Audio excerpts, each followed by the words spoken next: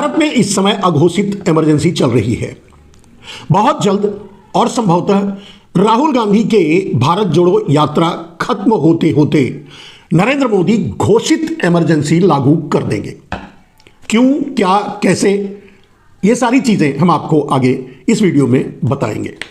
नमस्कार, मैं मनमोहन मिश्र हमेशा की तरह फिर एक बार आपको कुछ विषयों के पीछे की बात, यानी सामने जो दिखता है उसके पीछे का सत्य क्या होता है, वो लाने की आप तक पहुंचाने की कोशिश करूंगा। अब आते हैं मुद्दे पर। आपने देखा होगा अरविंद केजरीवाल के घर अमित शाह की पुलिस पहुंच गई सम्मन देने के लिए। वहां सवाल किया गया, पूछा गया कि भाई वो जिद पर अड़े थे कि मैं पर्सनल नोटिस दूंगा, उनके हाथ में ही दूंगा। तो वहां पूछा जो अधिकारी थे कि भाई ऐसा कैसे कह सकते हो, किस कानून में लिखा कि आप पर्सनल उनके हाथ में ही नोटिस दोगे। वो बता नहीं पाए, इधर उधर के जैपे अंदर बुला के बात करने की कोशिश करे। खैर, जो देखा जो हुआ वो आपने कैमरे पर देखा। मीडिया में, सोशल मीडिया नहीं दिखाएगा, मीडिया तो गोदी मीडिया है, वो कहां से दिखाएगा आपको।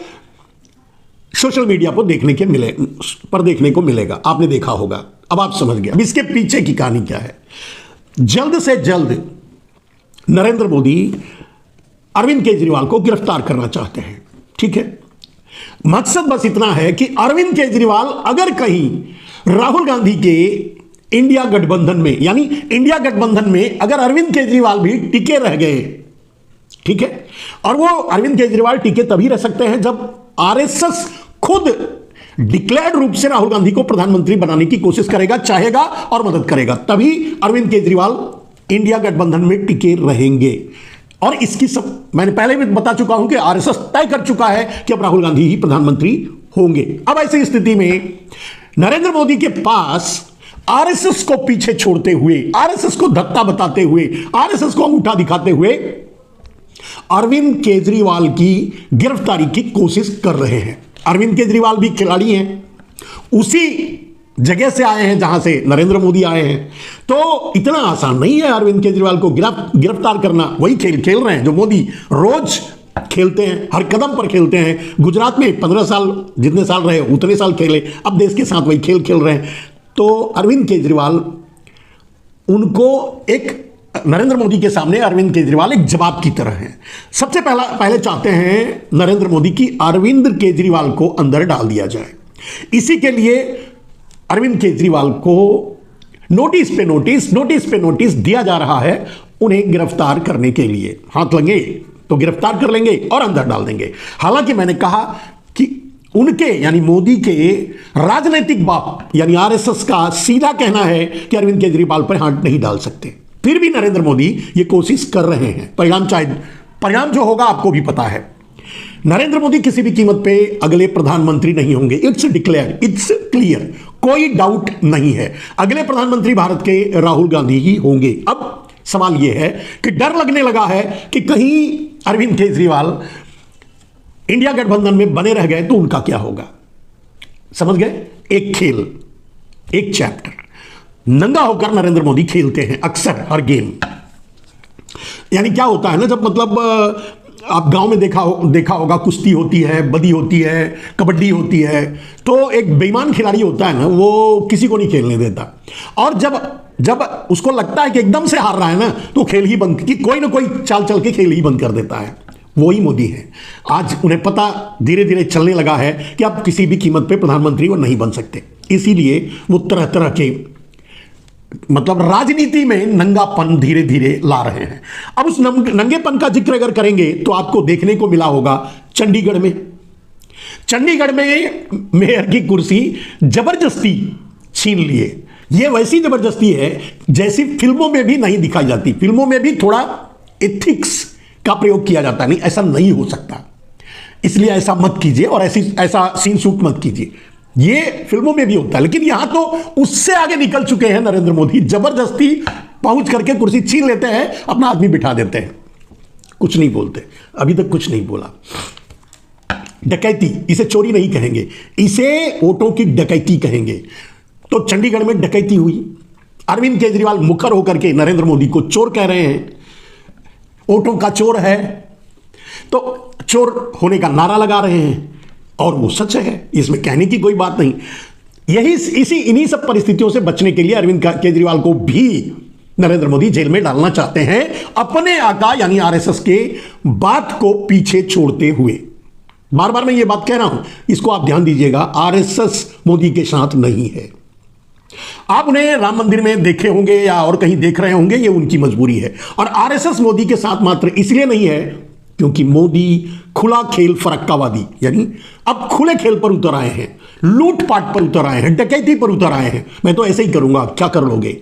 और सामने दिख रहा है कि पूरे देश में डाका डाल करके कुछ गुजराती माफियाओं को वो पूरे देश की कमान सौंप देना चाहते हैं, पूरी देश की ताकत, पूरे देश का धन, सब कुछ दे देना चाहते हैं। यही कारण है कि आरएसएस या भारतीय जनता पार्टी के बड़े कार्यकर्ता, बड़े नेता, जिन्हें अब दरकिनार लगा दिया गया है, वो भी ये सोचने पर मजबूर हो गए हैं। आपने देखा होगा कितना खुल करके सुब्रमण्यम स्वामी ने मोदी के बारे में कहा, गद्दार, क्या पता क्या क्या नहीं कहा। वो तो शायद हमें कहना भी नहीं चाहिए क्योंकि प्रधानमंत्री हैं, उनके पद की गरिमा का ध्यान रखना चाहिए, लेकिन है ऐसे तो कोई क्या करे। अब मैं सुब्रमण्यम की बात को सुब्रमण्यम के लिए छोड़ता हूं, मैं बात को आगे बढ़ाता हूं। आपने देखा कि नरेंद्र मोदी अब कोर्ट को भी गोदी बना चुके हैं। मैंने कहा, पहले भी कहा था, और कोर्ट करे भी तो क्या। सवाल यह है कि सुप्रीम कोर्ट, बहुत लोगों ने बहुत उम्मीदें लगाई थी ये चंद्रचूड़ से बहुत उम्मीदें लोग लगा रखे थे, कुछ ज्यादा ही उम्मीद लगा लिए थे। लेकिन अब प्रश्न यह है कि कोई भी जज लोया नहीं बनना चाहता, पॉइंट नंबर 1। और point number 2, Chandrachud supreme court को बचाएं, अपने आप को बचाएं, या फिर लोकतंत्र को बचाएं, न्याय को बचाएं। किस किस को बचाएंगे? बचा तो एक ही को सकेंगे, या तो वो लोकतंत्र को बचाएंगे, और लोकतंत्र को बचाते बचाते कुछ भी हो सकता है। तो उस कुछ भी के लिए अगर सीजेआई चंद्रचूड़ तैयार होते हैं तो ही बात कुछ बन सकती है। शायद ये उम्मीद देश को नहीं करना चाहिए चंद्रचूड़ से। मेरा जहां तक अनुमान है कि चंद्रचूड़ अपने आप को और सुप्रीम कोर्ट को बचाएंगे, लोकतंत्र को नहीं बचाएंगे, छोड़ देंगे, उसके हाल पर छोड़ देंगे, मोदी के हवाले कर देंगे। वो हो चुका है, आपको दिखाई दे रहा है। खैर, इससे ज्यादा इस विषय पर नहीं बोला जा सकता। तो आपने देखा, मैंने क्यों कहा कि नरेंद्र मोदी का अगला मिशन, अगला स्टेप जो होगा वो पूर्ण इमरजेंसी भारत में लागू करना। इसीलिए और भी बहुत से पॉइंट मैं बताऊंगा, और पूर्ण इमरजेंसी लागू करने के अलावा नरेंद्र मोदी के सामने अब कोई विकल्प नहीं बचा है। ना उनके पास अब आरएसएस है, ना ही भारतीय जनता पार्टी के बड़े कैडर हैं, और ना ही अब उनके पास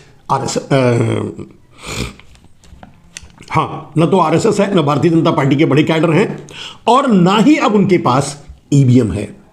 ईवीएम भी बस जाने ही वाला है, सीधे नहीं जाएगा तो टेढ़े जाएगा। लोग सड़क पर उतरेंगे, वोट का ही बहिष्कार कर देंगे। अगर पार्टियां चुनाव का बहिष्कार नहीं किया, अगर ईवीएम से वोट हुआ तो देश की जनता वोट का ही बहिष्कार कर देगी, तब फिर कैसे चुनाव करवाएंगे।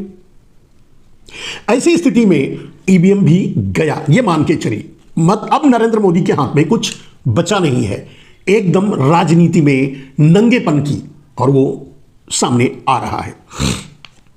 मीडिया का हाल आप देख ही रहे हैं।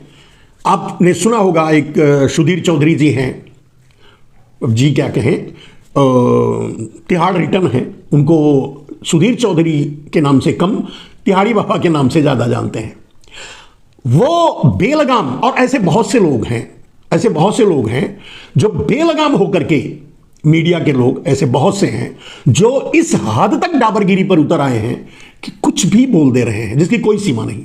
और जुडिशरी भी चुप है, प्रशासन भी चुप है, उन पर कोई कार्रवाई भी नहीं करती। सुधीर चौधरी तिहाड़ी बाबू ने सीधे आदिवासियों का अपमान किया। उन्हें नहीं लगता कि उन्होंने अपमान किया, उन्होंने अनकंडीशनल बोला है कि भाई अगर हो गया है तो हम माफी मांगते हैं। कोई मतलब नहीं है इन बातों का, जो उन्होंने बोल दिया वही बीजेपी की विचारधारा है। और बीजेपी की विचारधारा में ही पूरी मीडिया डूबी हुई है। वो मीडिया जो गोदी हो चुकी है, वो मीडिया जो गुजराती माफियाओं के द्वारा चलाई जाती है। तो गुजराती माफियाओं के द्वारा जो मीडिया चलाई जाती है, वो मीडिया क्या लोगों तक पहुंचने देगी, क्या पहुंचाएगी, उसे आप समझ सकते हैं। तो दोस्तों, हमने दो बातें आपके सामने रखी, कुछ और बातें हैं उसे भी रखूंगा। हेमंत सोरेन का आपने हाल देखा, जबरदस्ती उठा करके जेल में डाल दिया गया। उनकी सरकार को, उनकी पार्टी को सरकार बनाने भी नहीं दिया जा रहा है। शायद बनी या नहीं बनी, या अभी तो फ्लोर, अगर बन भी गई तो फ्लोर टेस्ट होना है। क्या हाल करेंगे ये तो मोदी ही बता सकते हैं। लेकिन जब आप खुला खेल खेल रहे हैं कि बिक जाओ, पैसा ले लो, नहीं तो जेल जाओ, अब इतने के बाद कितने लोग टिक पाते हैं और कैसे सरकार बची रह पाती है, ये तो एक दो दिन के बाद भविष्य ही बताएगा।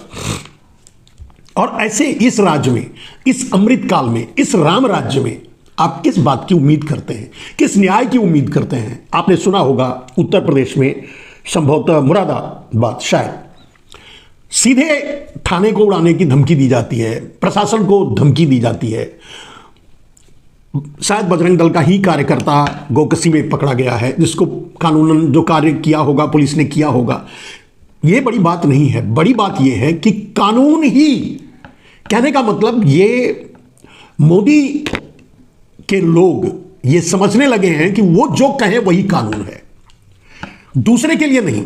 मोदी के लोग, गुजरात लॉबी या उनके लिए लल्लू चप्पू या डाबरगिरी करने वाले लोग, या फिर विश्व हिंदू बजरंग दल और दूसरे संगठन जो हैं, वो अपने आप को ये समझने लगे हैं कि वही कानून है, जो कह रहे हैं वही कानून है, और उस हद तक आगे निकल चुके हैं। आपने देखा होगा उत्तर प्रदेश के अलावा महाराष्ट्र में भी भारतीय जनता पार्टी का एक विधायक ही सीधे गोली चलाता है, और वो भी थाने में घुस करके। बहाने 70 हैं, वहां कोई नहीं है। वो कहना कुछ भी चाहे कि वो डिफेंस में गोली चलाया, जो भी किया, ये संभव नहीं है, क्योंकि वहां तो कोई है ही नहीं। जो है वो नॉर्मली बैठे हुए हैं। अब अगर ये गोली चलाते हुए घुसते और सब वहां अलर्ट बैठे रहते, इनको खतरा होता, तो गोली कौन पहले चलाता? आप खुद ही अंदाजा लगा लीजिए कहां चलती। लेकिन कहने का अर्थ यह है कि इन्हें और इनके लोगों को, यानी मोदी और मोदी के लोगों को, यानी बीजेपी को, पूरी बीजेपी की बात, मैं अब बीजेपी की बात भी, पूरी बीजेपी की बात कभी नहीं करता, इन लोगों को लगने लगा है कि वही, मैंने अभी कहा ना कि वही कानून, वही सब कुछ है। अब एक बात बताइए, क्या मुरादाबाद या उत्तर प्रदेश में जो घटनाएं घट रही हैं, क्या किसी के यहां बुलडोजर चलेगा किसी के घर पे?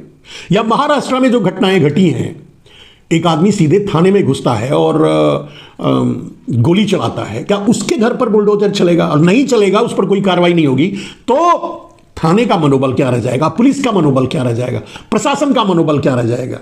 अब डीएसपी, आईजी, डीआईजी तक कांपेंगे ऐसे आदमियों से जिनकी दो कौड़ी की भी औकात नहीं है।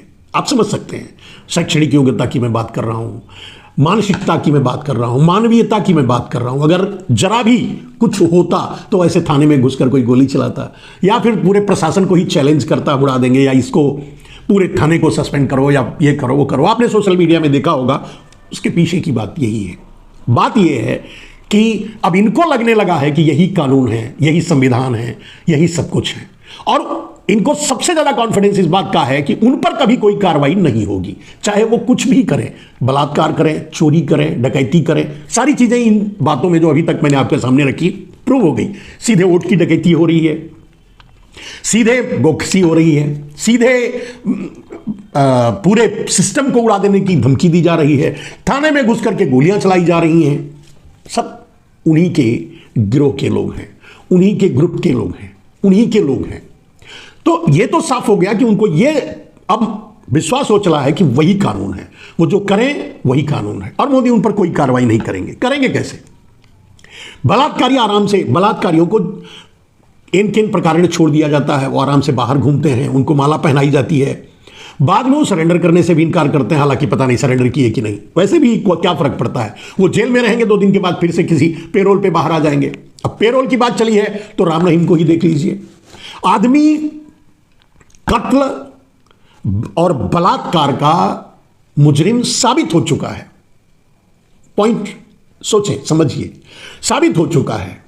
और सिर्फ साबित ही नहीं, उसको सजा भी हो चुकी है, वो सजा भुगत रहा है। और ऐसे आदमी को महीनों महीनों, 4-4, 6-6 महीनों मतलब पेरोल दिया जा रहा है बाहर निकलने के लिए, पूरी सुविधा के अनुसार, जब जब जरूरत होती है, चुनाव के माहौल को देखते हुए। मैं राम रहीम की बात कर रहा हूं। अब सोचिए आप कि ऐसी स्थिति में कानून कहां बचता है। और यह देखने के बाद किसी के मन में यह तो कॉन्फिडेंस मोदी के साथ खड़े आदमी को हो जाएगा कि अगर वो बलात्कार करेगा, कत्ल करेगा, मर्डर करेगा, कुछ भी करेगा, पार्टी उसके साथ खड़ी है, उसको कोई सजा नहीं होगी, पुलिस उस पर कोई कार्रवाई नहीं करेगी। यह पूरा का पूरा उसे भरोसा और विश्वास है। अब आप बताइए कानून कहां बचा है? कानून कैसे काम करेगा देश में? और अब ऐसी परिस्थितियों के बावजूद भी नरेंद्र मोदी के हारने की स्थिति जब बन रही हो, जब नरेंद्र मोदी को यह पता हो कि अब वो ना तो डिक्लेयर्ड कैंडिडेट होंगे और ना ही संसद पहुंच पाएंगे, ना ही प्रधानमंत्री बन पाएंगे, अगर ऐसी स्थिति बने तो उस आदमी के पास, यानी नरेंद्र मोदी के पास, क्या रास्ता बचता है? The final chapter.